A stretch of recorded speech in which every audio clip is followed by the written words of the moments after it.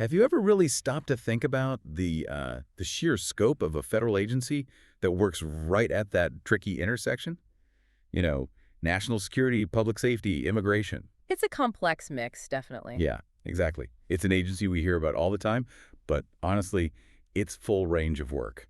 From fighting global crime rings to handling millions of legal cases, it might actually surprise you. Welcome to the Deep Dive. Today, we're really getting into the U.S. Immigration and Customs Enforcement, ICE Fiscal Year 2024 Annual Report. Right. And this isn't just some dry government document. No, not at all. It's the official look under the hood. Hmm. It details what they achieved, the significant challenges they faced, and where they're headed strategically. So our mission today. Our mission is basically to pull out the most important nuggets, the key takeaways, maybe some surprising facts from this pretty dense report. We want to give you a shortcut, really, to getting informed about ICE's huge and often kind of unseen operations. And it is vast. The report mentions they enforce over 400 laws. Right. It's not just immigration. It's terrorism, cybercrime, human trafficking, Mm. all with the stated goal of safeguarding Americans, keeping public safety up, and promoting national security. Mm-hmm. Okay, so let's unpack this a bit. Lots of us know the name ICE, but what is it really? And how did it even start? Well, the report makes it clear it was forged right after 9/11, the Homeland Security Act of 2002. Yeah. And it basically merged key parts of the old U.S. Customs Service and the Immigration and Naturalization Service, the INS. Ah, okay. So what's the big deal about that merger? Why did that happen? What's really fascinating there is how that specific moment, that post-9/11 climate, shaped ICE's incredibly broad mandate. It's not just immigration, which I think is the common assumption. Right. It's this really expansive mission against all sorts of transnational threats. If you connect it to the bigger picture, it really shows that post-9/11 focus on integrated national security, bringing different enforcement pieces together under one roof to tackle these wider interconnected threats. A direct response, really. Exactly, a response to a perceived vulnerability. And the scale of this agency now is just incredible. The report says over 20,000 law enforcement and support staff. Yeah, spread out everywhere. Over 400 offices here in the U.S. and in 56 other countries. And the agency itself, well, it states it uses fact-based, data-driven, and humane policies and tries to be completely apolitical. And structurally. Structurally, yeah. It's got three main operational directorates. There's Enforcement and Removal Operations, that's ERO, then Homeland Security Investigations, HSI, and the Office of the Principal Legal Advisor, OPLA. Got it. Plus, the essential support directorates that make everything actually run. Yeah. So let's turn to the front lines then. ERO, Enforcement and Removal Operations. The report really highlights FY 2024 as a year of, and I'm quoting here, monumental changes and significant strain for ICE. Especially for ERO, it sounds like. Exactly. They were asked to do more without commensurate funding. And get this, their personnel numbers have been static for over 10 years. Wow, a decade. So what did that strain actually mean in practice? Well, it was pretty stark, according to the report. It says 10% of ERO's workforce, that's over 760 people. That many. Yeah. They were deployed to help out with DHS efforts down at the southwest border. So that must have impacted what they could do elsewhere. Absolutely. It directly limited their interior enforcement work. They basically had to rethink where they put their focus, given those static resources you mentioned. That context is so important when we look at their actual enforcement numbers for FY 2024. So ERO made 113,431 administrative arrests. Okay. Now, on the surface, that's down 33.5% from the previous year. But, and this is where it gets really interesting, the type of person arrested changed dramatically. How so? A huge 71.7% were convicted criminals, or actually had criminal charges pending when they were arrested. 71%. Wow, that's up from... Up from just 43% in FY 2023. What does that massive shift tell us? Well, that significant shift, even with fewer total arrests, it really strongly suggests a deliberate strategy within ERO. Maybe resource-driven, maybe policy-driven, probably both. Right. But instead of just sheer volume, it looks like they're really zeroing in on public safety, targeting individuals with serious criminal histories. Making a choice about who, not just how many. Exactly. It's a strategic choice. And the report lists the kinds of crimes involved.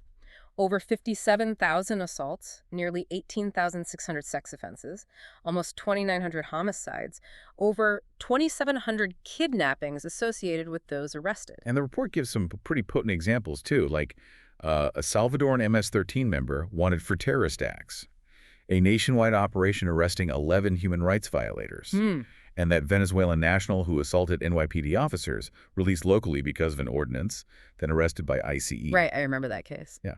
And AR also issued almost 150,000 detainers. That's up 19.5%. And those were also targeted. Yes, for non-citizens with criminal histories. Over 80,000 assaults, over 21,000 sexual offenses linked to those detainers. The report calls detainers a critical public safety tool and an effective force multiplier.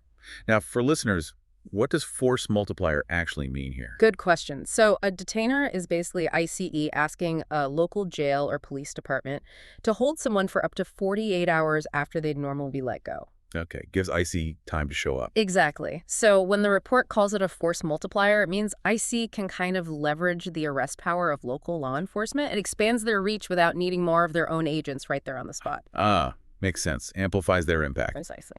Okay, now shifting to managing the populations. ERO handled nearly 278,000 people on its detained docket. Wow. Average stay was about 47 days across 129 facilities. Right. Interestingly, over two-thirds, 67.4%, came in from CBP arrests at the southwest border. So mostly border encounters driving detention numbers. Seems like it. Top nationalities detained: Mexico, Honduras, Guatemala, India, El Salvador. Then you have the non-detained docket. That ballooned, up 24.6% to over 7.6 million non-citizens. 7.6 million. That's enormous. Isn't it?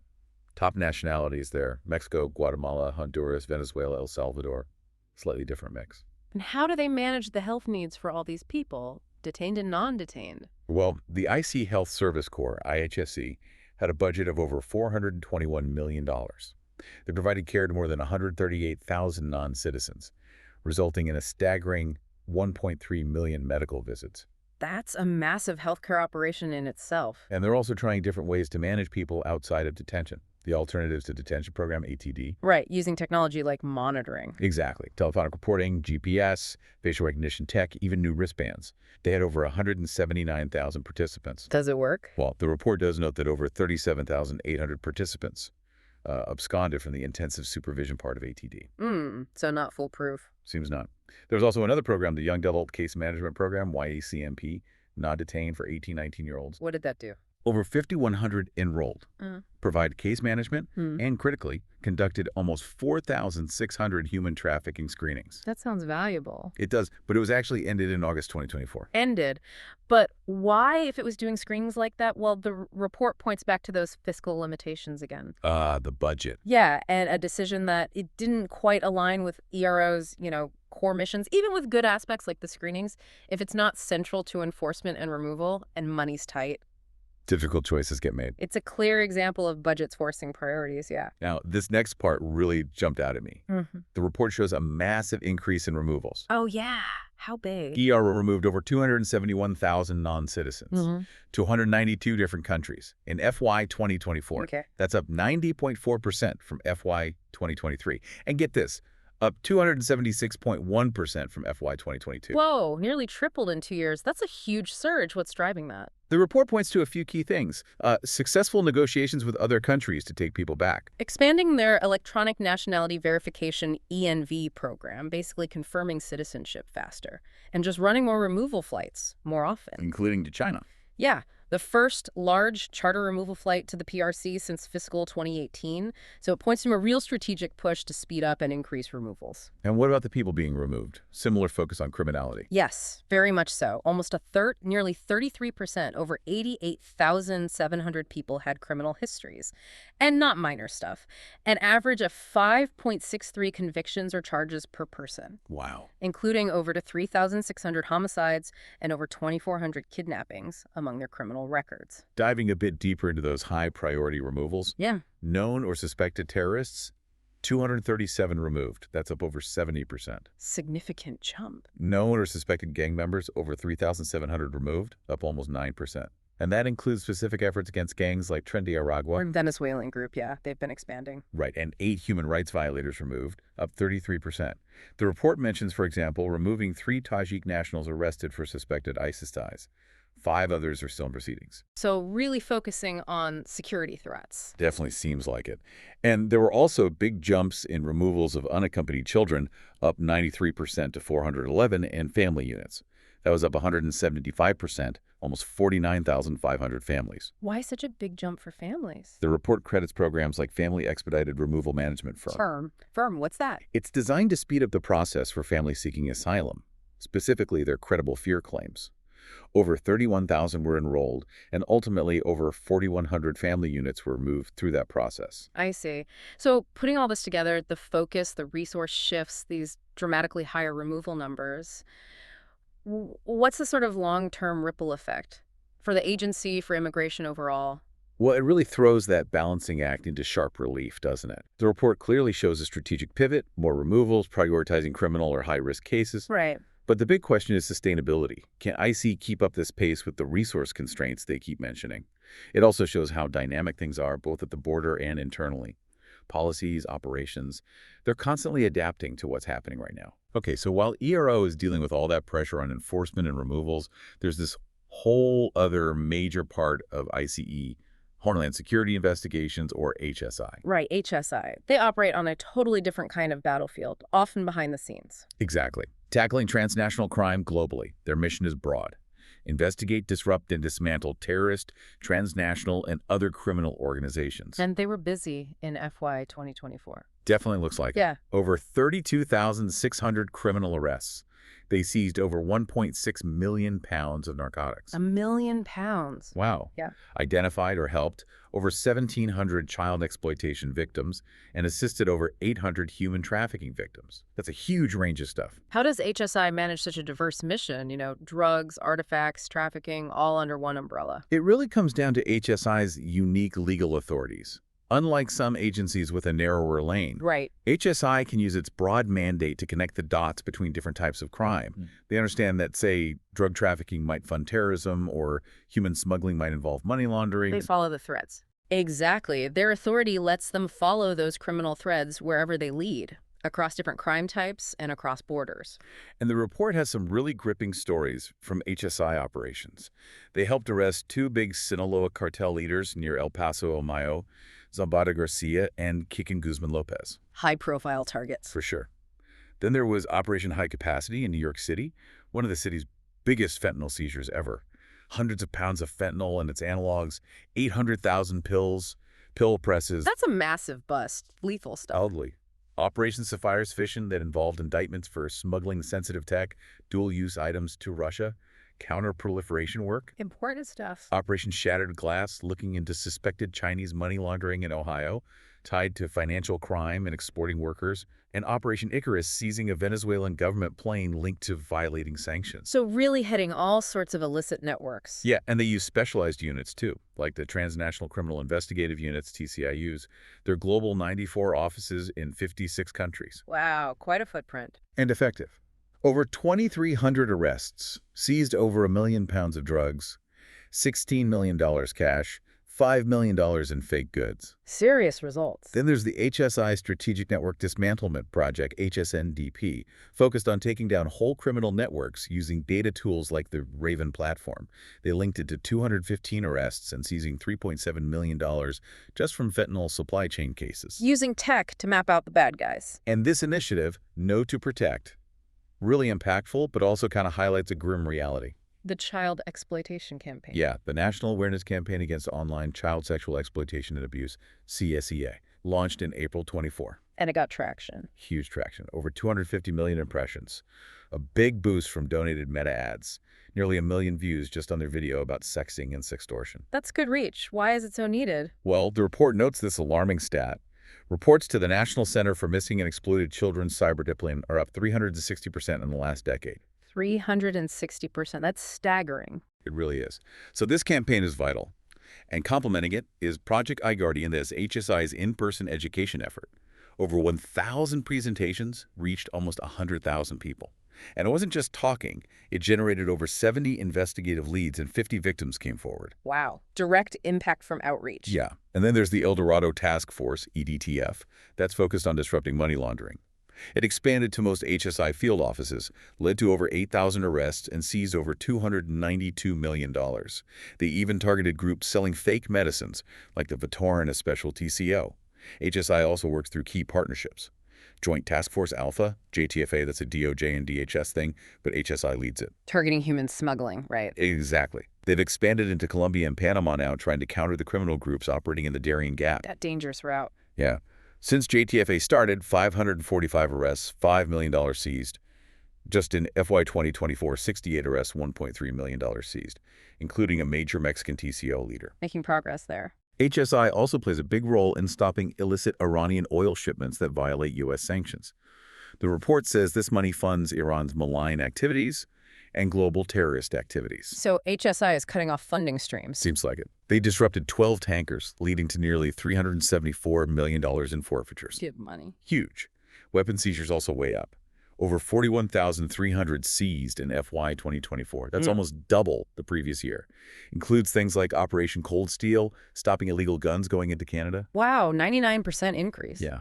And finally, their cultural property program, CPAA, they returned about 1,850 artifacts to 18 countries. Things like pre-Columbian artifacts, dinosaur fossils, even a Roman mosaic, and a 2,000-year-old piece of textile. That's amazing work, preserving heritage. It really underscores HSI's unique position. They can leverage those broad authorities, that international presence, to tackle this incredibly wide range of complex, evolving threats. It's not just one thing. It's truly a multidimensional approach to national security, stretching far beyond what most people probably picture when they think of homeland security. It's a constant battle to stay ahead of these sophisticated criminal networks. All right, now let's switch gears to the legal arm, the Office of the Principal Legal Advisor, OPLA. ICE's lawyers, basically. Exactly. It's the largest legal shop within DHS, actually. Over 1,700 attorneys. They play an active role in the mission, litigating cases, advising on cutting-edge matters. But they face challenges, too. They do.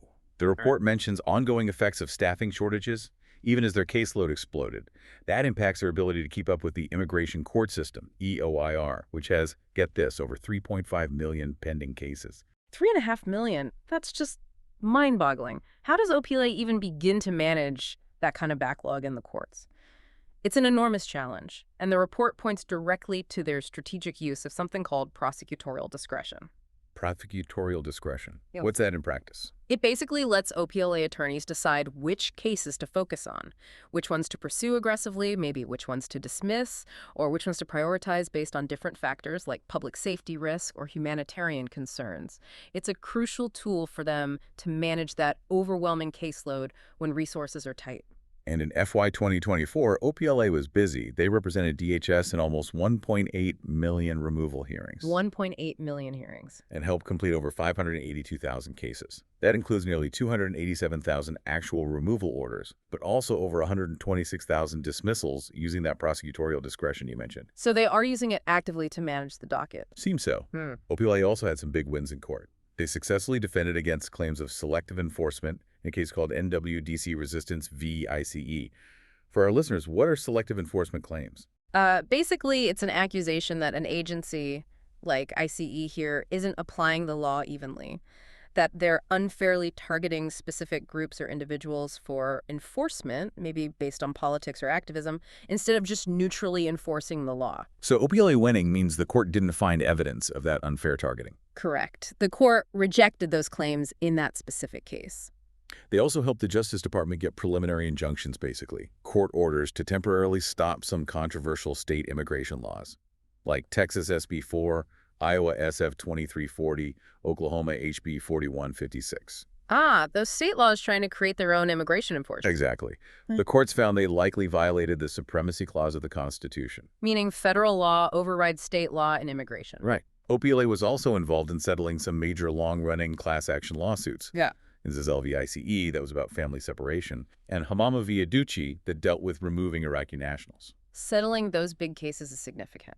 Definitely. And critically, they secured several high-profile removal orders in cases involving national security threats, human rights violators, and serious criminals.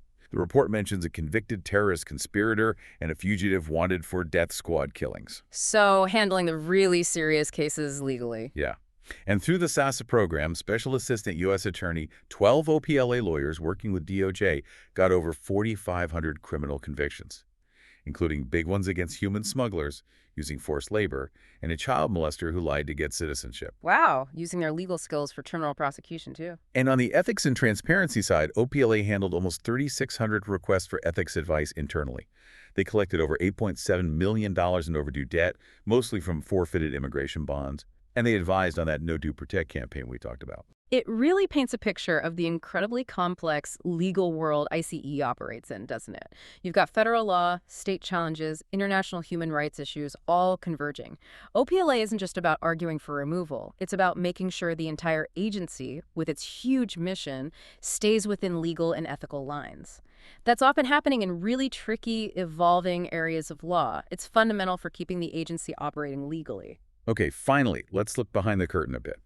The modernization efforts, the support functions, kind of the future direction for IC's operations, starting with management and administration, M&A. The folks who keep the lights on and the systems running. Pretty much. Yeah. M&A's role is described as empowering IC through administrative support. They've kicked off this big enterprise transformation initiative, ETI. What's that aiming to do? Modernize core services like hiring, budget planning. They started with HR. This includes tech upgrades like a new government and retirement benefits platform for employees and data modernization efforts like HRIT. The report says that alone saved thousands of hours of manual work and cut down errors significantly. So internal efficiency drives. Yeah, and broader tech advances too. New tools deployed, especially at the southwest border, like the ICE portal that's public-facing, in 9 languages. People can actually use it. Apparently so. Over 1 million user sessions, right. They vetted over 25,000 employees for hiring, conducted 194 inspections of detention facilities, 93% got acceptable or higher ratings, and investigated over 3,000 misconduct allegations. So overseeing standards. Exactly. The body-worn camera program, BWC, started rolling out Baltimore, Buffalo, Detroit, Philly, D.C. They've got over 6,100 camera systems. That's following through on a presidential executive order. Increased transparency move. Seems like it. They also got new body armor, a multi-year contract for enhanced protection, especially designed to reduce ricochet risk for female officers. Apparently, 90% of female agents and officers already have the new gear. Better protection for officers. Good. And lastly, a new office established in January 2024, the Office of External Affairs, OEA, trying to streamline how they talk to the public, Congress, everyone. Bringing communications together. Yeah. It includes the Office of Public Affairs, OPA. They pushed campaigns like No Protect, got those 250 million impressions. The Office of Congressional Relations, OCR, handled over 200 briefings for Congress, answered 1,500 plus questions. And the Office of Partnership and Engagement, OPE, dealt with over 7,200 community meetings and events and handled over 330 requests for victim assistance. What's really insightful there is just the sheer scope of that behind-the-scenes activity. You know, everything from upgrading IT systems and worrying about employee retirement benefits to developing AI policies and doing thousands of community outreach events. Connecting it back, all the support infrastructure is absolutely vital for those frontline operations in ERO and HSI we discussed earlier.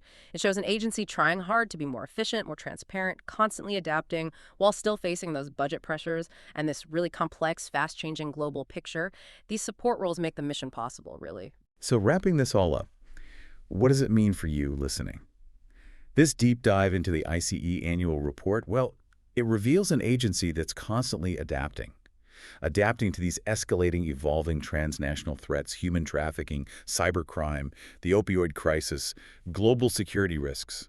It's a long list. It really is. And it makes you consider the immense, often unseen effort that goes into protecting national security in a world that's just so interconnected and complex now. Yeah, and that constant push and pull. Exactly. That tension between enforcement priorities, the resources they actually have, and the need for transparency and, yes, humanitarian considerations. So the question left hanging is, what new challenges are coming over the horizon for ICE, and how will their strategies have to keep evolving to meet whatever comes next?